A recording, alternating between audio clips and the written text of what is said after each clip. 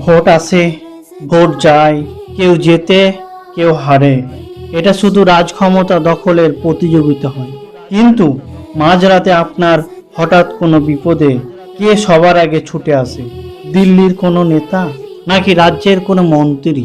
না, ছুটে আসে আপনার পাড়ার ওই মানুষগুলোই। কিছুক্ষণের রাজনৈতিক তর্কে গত কয়েক মাস যাদের আপনি প্রায় শত্রু বানিয়ে ফেলেছেন, একবার শান্ত মাথায় ভাবুন তো আমরা কতটা বিচ্ছিন্ন হয়ে পড়েছি। চায়ের আড্ডা, খেলার মাঠ থেকে হোয়াটসঅ্যাপ গ্রুপ, এমনকি ছোটবেলার বন্ধুর সাথে আমরা অদৃশ্য একটা দেওয়াল তুলে দিচ্ছি। অথচ আমাদের অতীত কিন্তু এটা শেখায়নি।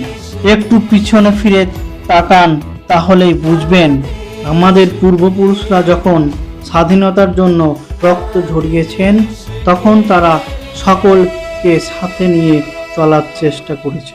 পরাধীনতার শিকল ভাঙতে সেদিন গ্রাম থেকে গ্রামে, শহর থেকে শহরে যে সম্প্রীতি গড়ে উঠেছিল, তার ভিত্তি ছিল একটাই: আমরা ভারতবাসী, আমাদের কাছে দেশ সবার আগে। অথচ স্বাধীন দেশে দাঁড়িয়ে একটা নির্বাচনের জন্য আমরা সেই একাত্ম বোধ ভুলে যাচ্ছি। মনে রাখবেন, নেতারা ঠিকই ক্যামেরার আড়ালে এক টেবিলে হাসি মুখে চা খাবেন, কিন্তু ক্ষণিকের উত্তেজনায় আপনি যে সম্পর্কগুলো ভাঙছেন তা আর কোনোদিনও জোড়া লাগবে না। বিপদে আপদে একে অপরের পাশে গিয়ে দাঁড়ানোর যে আত্মোপলব্ধি, তাকে সাময়িক রাজনীতির আগুনে দয়া করে পুড়তে দেবেন না।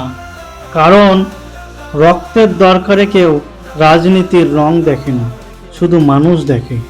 তাই পছন্দের দল জিতুক বা হারুক, উৎসব বা আক্ষেপ যাই করুন, নিজের মানবিকতা আর ভারতবাসী হিসাবে ঐক্যের ঐতিহ্যকে বিসর্জন দিয়ে নয়।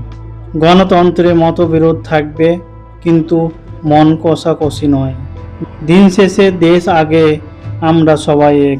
তাই কবি নজরুলের ভাষায় গাহি সাম্যের গান: মানুষের চেয়ে বড় কিছু নাই, নহে কিছু মহিয়ান। সুন্দর তথ্য পেতে রানাফুজি চ্যানেলটিকে সাবস্ক্রাইব করে সাথে থাকুন। সুস্থ থাকুন, মানবিক থাকুন। জয় হিন্দ, বন্দে মাতরম।